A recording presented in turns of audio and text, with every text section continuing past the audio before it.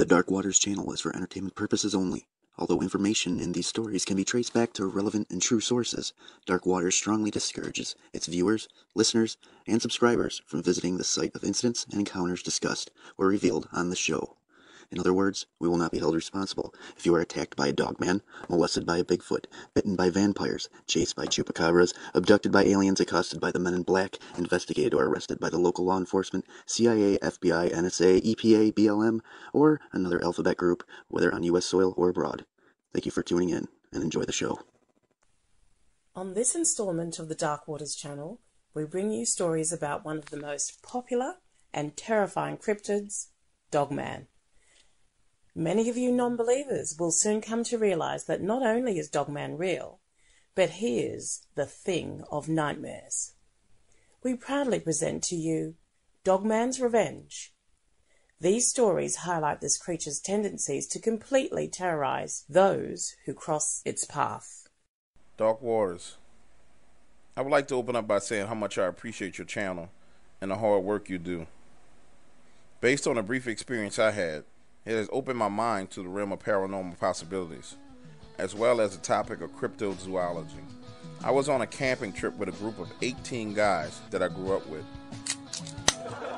Winter's getting colder, summer's getting warmer. Tidal wave coming across the Mexican border. Why buy a gown that's cheaper by the barrel? Just don't get busted singing Christmas carols. All of which were either firefighters like myself, police officers, Marines, and one doctor.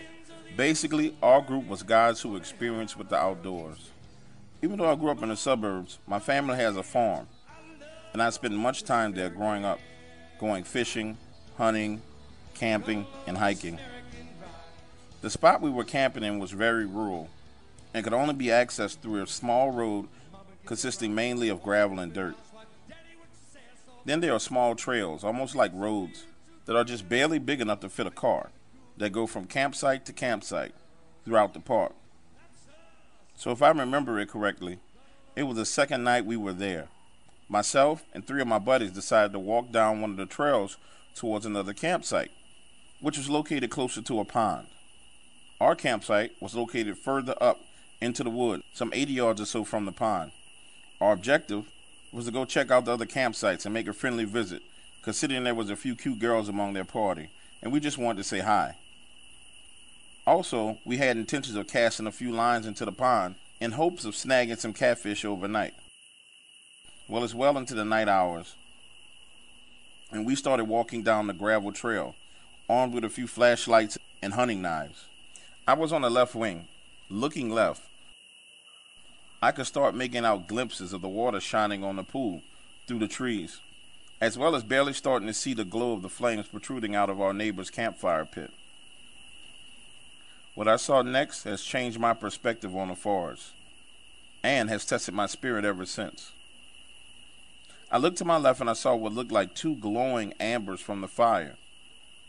Initially, I thought it was 2 ambers that glided away from the fire into the woods. However, I quickly realized that they were way too large, and there was no way they could have glided that far away from the fire into the woods without burning out. That's when it hit me like a ton of bricks. I got a lump in my throat, and I remember my mouth drying up. I realized that this was a set of large, orange amber eyes staring directly at me. At first they were low to the ground, at about 3 to 4 feet, and whatever it was moving parallel to our trajectory, coasting along our left flank. Then I saw the eyes blink. Distance-wise, this creature was about 25 yards from us. Then, as if the eyes themselves weren't alarming enough, the creature stood up, raising definitely taller than me in height. Guessing, I would say it was 6 to 7 feet tall at least. I'm 6 feet tall. The ground was almost level to our left, with a slight decline down towards the pond. Even with this slight decline, this thing was still significantly taller than me. Now at this point, I'm really getting scared. And I don't get scared in the woods. Somewhat keeping my composure, I whispered to my friends, "Contact left. Large orange eyes, 25 yards, unknown."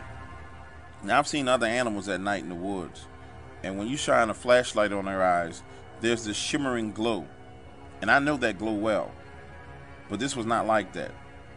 These eyes were self-illuminating, unmistakably large, glowing, orange, amberish eyes. I could see it squint and blink, almost as if it was sizing us up. Or at least that's the feeling I was getting. There was just enough moonlight that I could make out its silhouette, and what I saw has changed me forever since. It was the outline of a werewolf. That's what went through my mind at the time. My mind registered fucking werewolf. I could make out sharp pointed ears. I mean really sharp. Its breath would turn into mist as it exhaled its air. It was holding onto a tree with its right arm in a way that if it had paws, it could not do. So it must have been some sort of hands that was capable of grasping and holding a tree. Now you have to realize, this all happened in a matter of seconds. Maybe 10 to 15 seconds of me being frozen, standing there staring at it. I felt like my brain was on overdrive in these moments, forever etching this image into my mind. The creepiest part is when it stood up, grabbing the tree, and turning sideways so that I could see its profile as it walked alongside of us. Just the shape of this creature as it walked along made me freak out. The only noise I heard was when it made this strange movement with its back.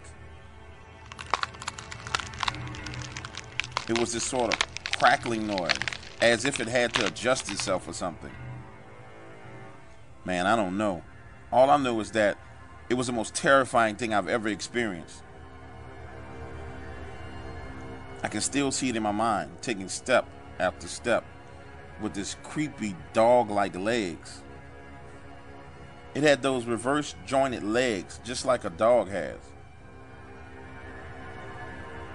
Since then, I've learned that they're called hocks. My one buddy saw its eyes as well, and a panic set in.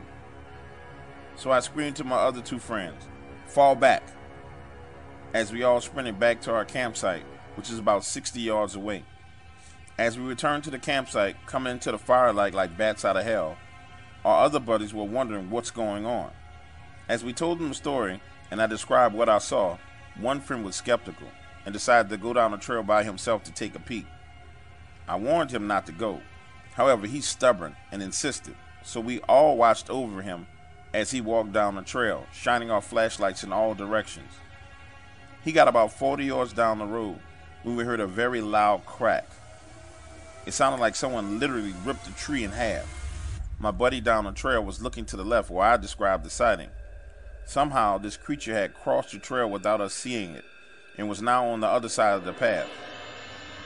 He shined his flashlight up to the right now, which were the woods behind our campfire pit. Then he screamed like a little girl and sprinted back to us. He immediately apologized to me and said, "Yes, you're right. There's a huge monster out there." So for that night, we decided to set up shop and fortify our campsite the best we could. Looking back on it, I thank God, because seriously, I think that thing could have taken all of us if it wanted to.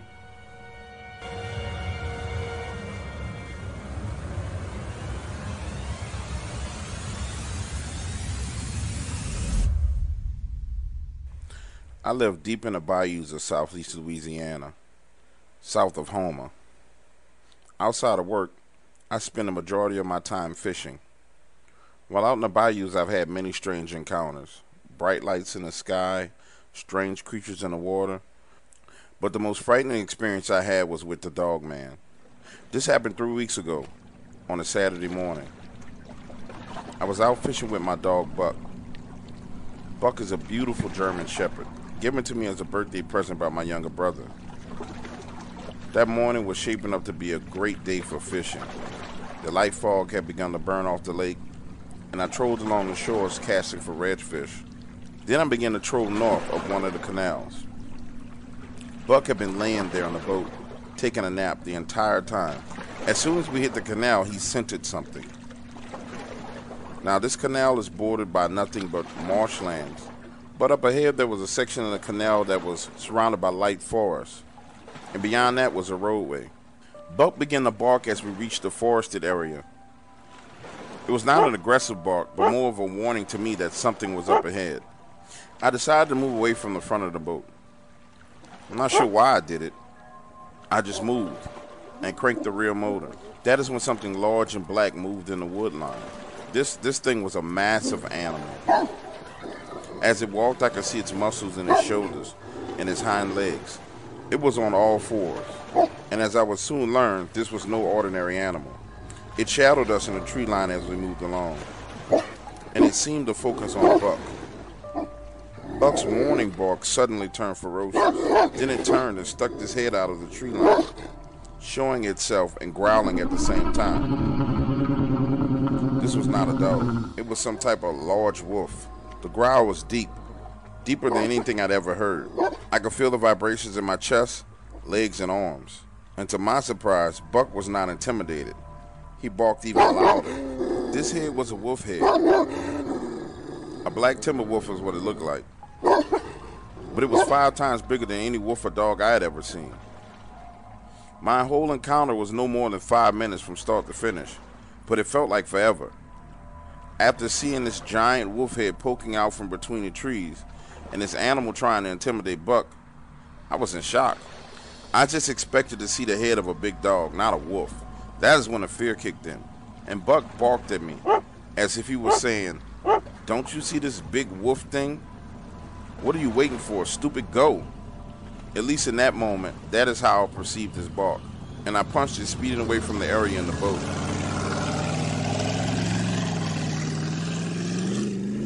2 weeks later, I went back to that area. I asked people who had houses on that same canal if they had seen a big black dog. One man said, "Son, that ain't no dog. You and I both know that. It comes through here every now and then, but if you don't bother it, it don't bother you."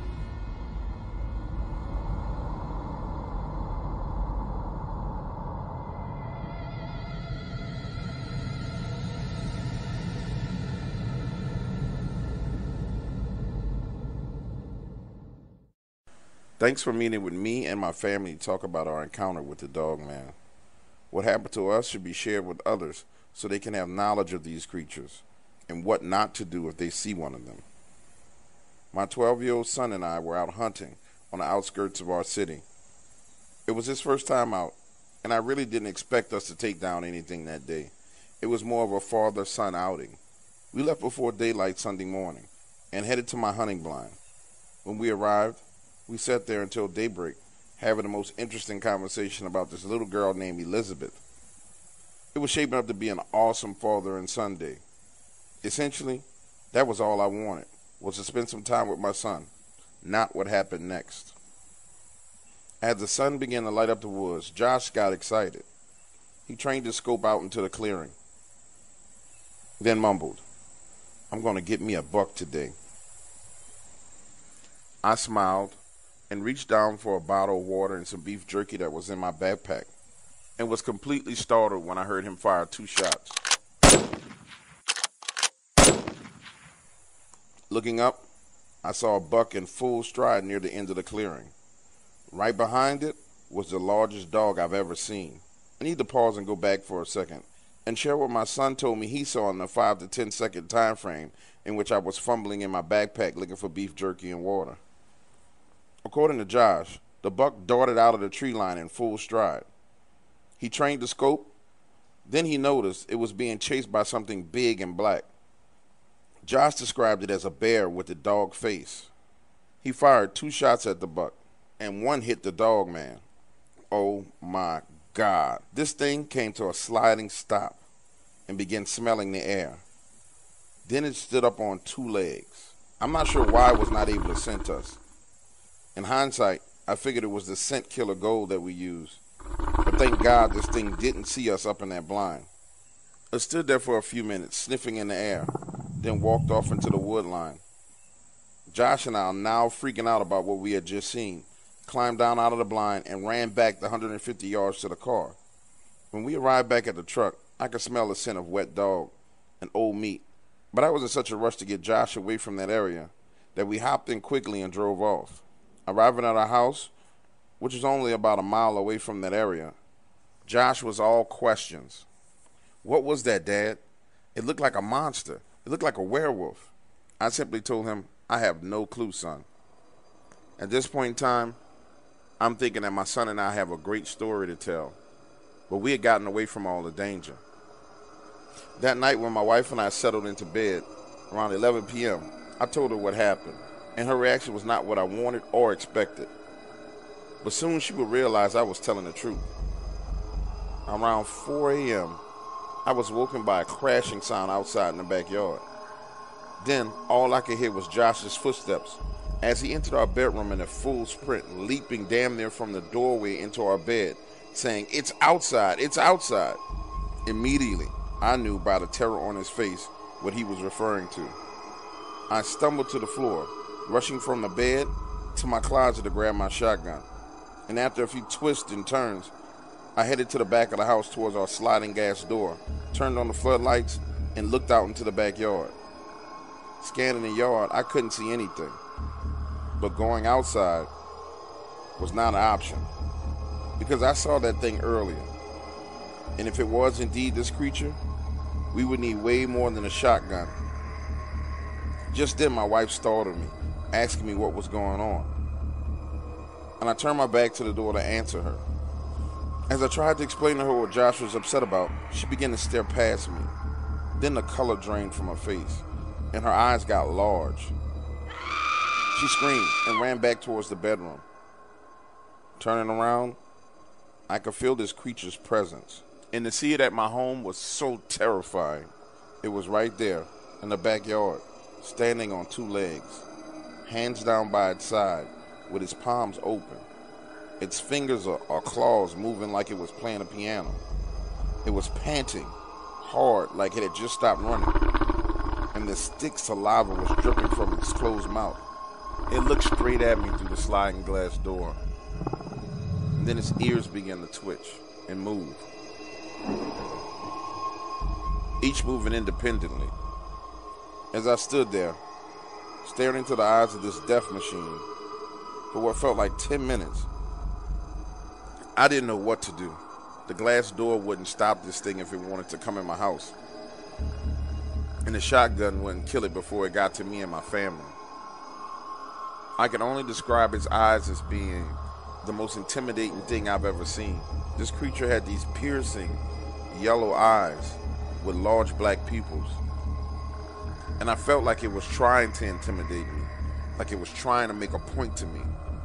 All I could think was to show no fear, but my body was trembling. My hands were shaking to the point I dropped the shotgun. That's when it broke eye contact with me, cutting its eyes to the right side of my yard and sniffing the air. Then it took 2 quick leaps and was gone out of sight. Honestly, I collapsed to the floor.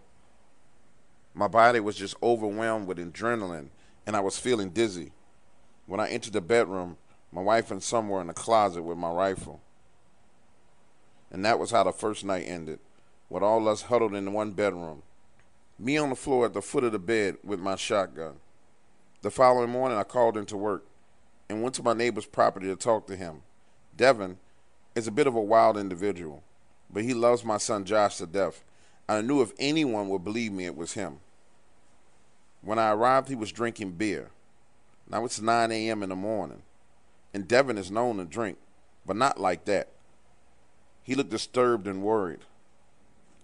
As I proceeded to explain to him what I saw last night, his eyes lit up, and I could tell he wanted to share something as well. He stood up, looked me square in the eyes, and said, "I saw it last night too."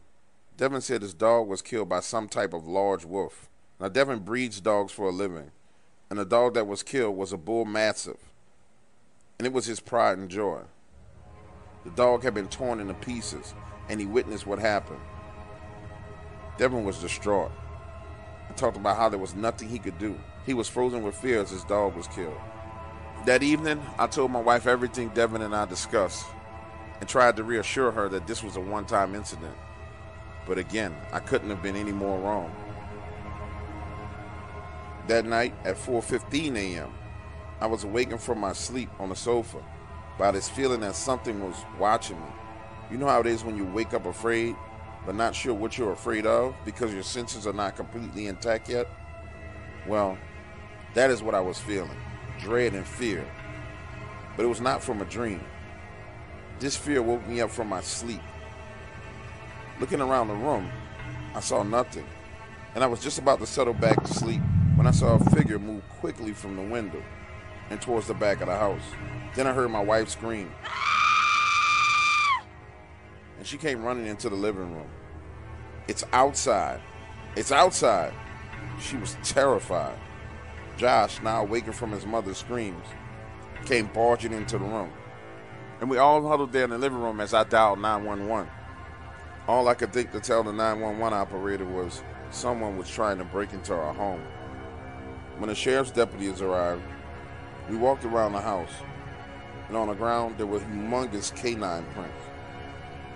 And at my bedroom windows, the screen was soaking wet with some type of saliva or spit. My wife explained to me that she had woken up because of a scratching sound at the window and saw what looked like a dog-headed creature licking the window screen. As we walked around the house, the sheriff's deputy looked at me and said, "I don't know what was at your house, but I do know it wasn't a person." They assigned extra patrols to our area for that night, and again, we settled into sleep.